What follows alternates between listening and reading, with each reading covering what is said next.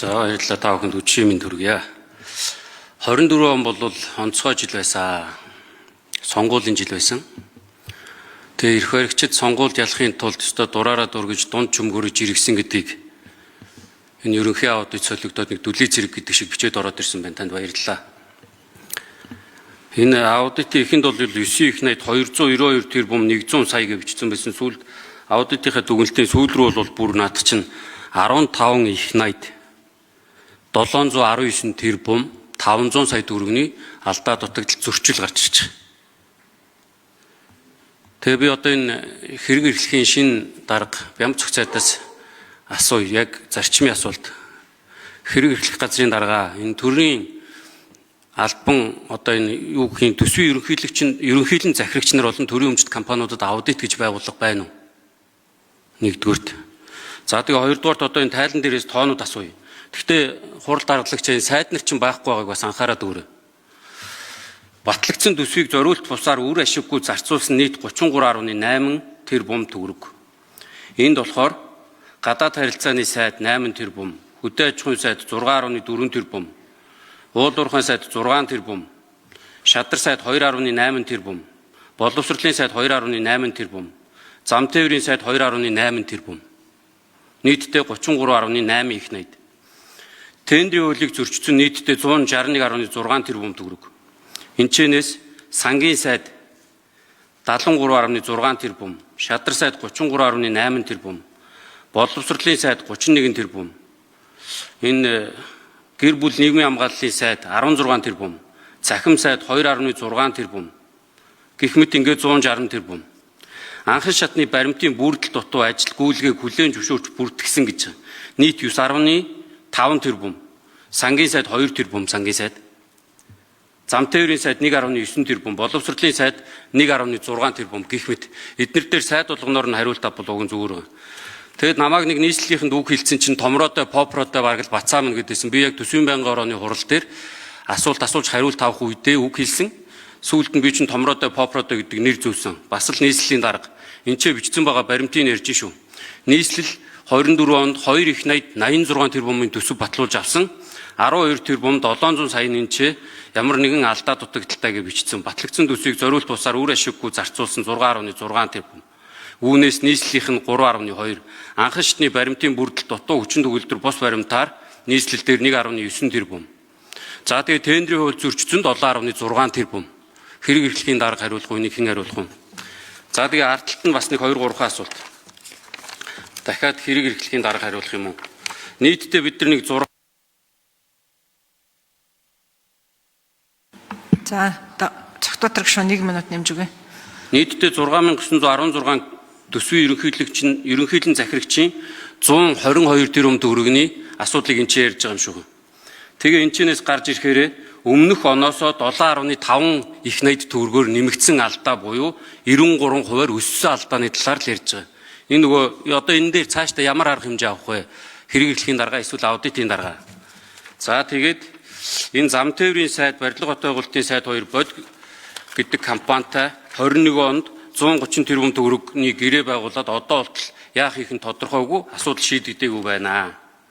За тэгээд аудитэд хамрагдсан 21 сангаас 8 сан нь хязгаарлалтай гэсэн дүгнэлт гарсан байна. Энэ дээр ямар тайлбар байна сангийн сайдаа? За энэ асуултуудад хариулт авъя. За эхлээд сангийн сайд хэрэглэхийн дарга хариулах. За Бямцагц сайд хариулъя. Тэгээд сангийн сайд. За яамд болон төрийн эмчит компаниуд дээр аудит байна уу гэж асууж байна. Тэгээ аудит байгаа. За төрийн засгийн төв байгуулах яамдууд дээр бол дотоод хяналт шинжилгээ үнэлгээ аудитын газар гэж одоо бас бүх яамдууд дээр яг хуулиар төлөөсөн чиг үүрэгтэй байгууллага өөрийн яамны болон яамны харьяа байгууллага агентлагуудын одоо үйл ажиллагаа бүх үйл ажиллагаа зөвхөн санхүү биш бүх одоо бодлогын болон одоо зохицуулалтын хэрэгжүүлж байгаа зохион байгуулж байгаа бүх үйл ажиллагаан дээр хяналт тавьж үнэлгээ хийдэг. Үүний дагуу хариулах тооцоогоо хариулах тооцоо бололцоот. Төрийн эмчит компаниуд дээр төлөөлөн удирдах зөвлөлийн дэргэд аудитын хороо ажиллаж байгаа бас. Өөрөөр хэлэх юм бол гүйцэтгэх захирлаа хянана, гүйцэтгэх захирлууд нь доош одоо явуулж байгаа бүх одоо үйл ажиллагааг туулзын дэргэд. За гүйцэтгэх захирлын дэргэд бас одоо дотоод хяналтыг нэгж ажиллаж байгаа. Ийм байдлаар үндсэндээ бол яг анхан шатнаас авахлаад нэгжүүд хянаж байна. За дээрэс нь одоо ингээд гүйцэтгэх төсвүүдээр аудитын байгууллага гүйцэтгэлийн болон нийцлийн тэгээ санхүүгийн аудит одоо 3 төрлийн аудит жил болгон хийдэг. За мөн одоо засгийн газрын хяналт хэрэгжүүлэх газар дээр бодлогын бичиг баримтын хэрэгжилтийн за дээрэс нь үйл ажиллагааны хяналтуудыг хийдэг. Ийм байдлаар бол хяналтууд бол нэлээд одоо хангалттай байгаа. Ганцхан одоо гарч байгаа үр дүн бас байна уу байхгүй гэж асууж байгаа. Ер нь бол хуучин бол маш задгаа замбраагүй байсан. Өдрөөс өдөрт одоо жилээс жилд бол энэ сайжраад байгаа. Аудитын хэн бас хариулах байх гэж найдаж байна. Одоо гарч байгаа тэр саяны таны уншиж байгаа зөрчлүүд мэдээж гэмт хэргийн шинжтэй бол хууль хяналтын байгууллага шилжүүлдэг.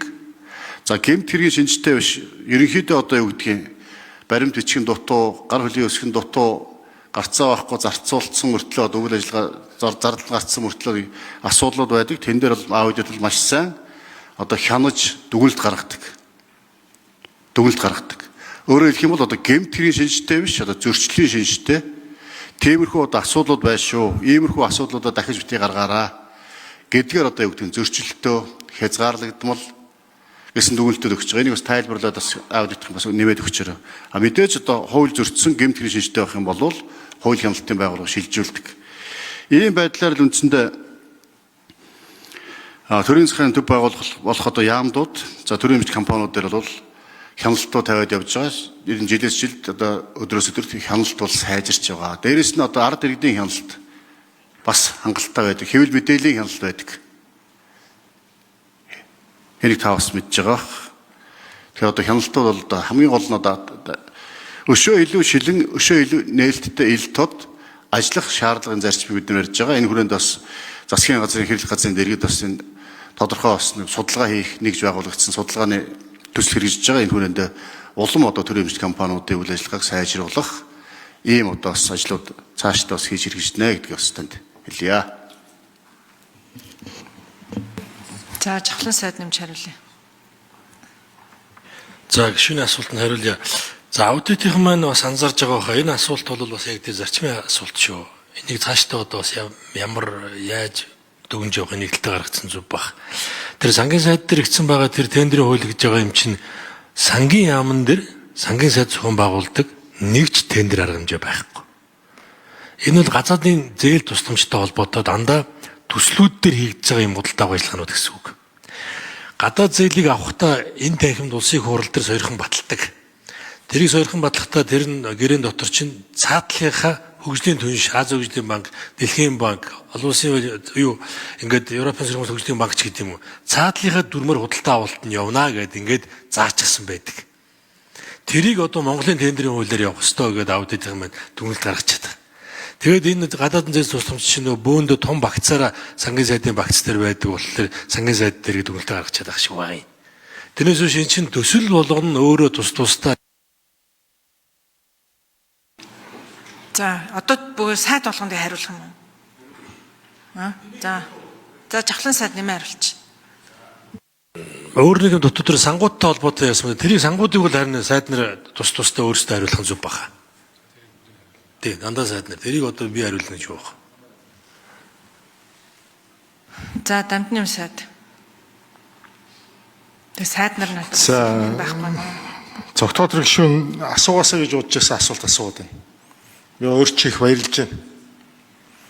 Яадаг гэвэл энэ ажил дээр эрдэс соёлын яам дээр гарч байгаа энэ аудитын дүгнэлтийг бол манай төрийн нарийнаар ажиллаж байсан улсын ерхий аудитор Магнас Сүрэн дарга бол мэдхийн дээр мэдж байгаа тийм.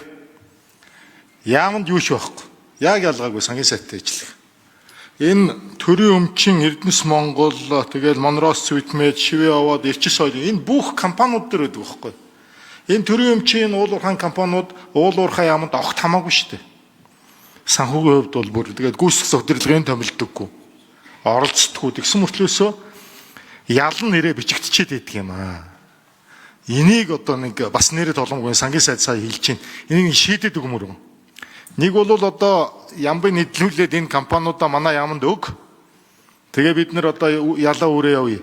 Үгүй бол энийг нэг За сангийн сайд жавхлан. За тэр сангуудтай холбоотой манай сайд нар хариулчаарай. За сангийн сайд нар бол ирээдүйн үе сан, докторжуулалтын сан, засгийн газрын нөөц сан гэдэг 3 сан байдаг. Зөвхөн төшгөнэ.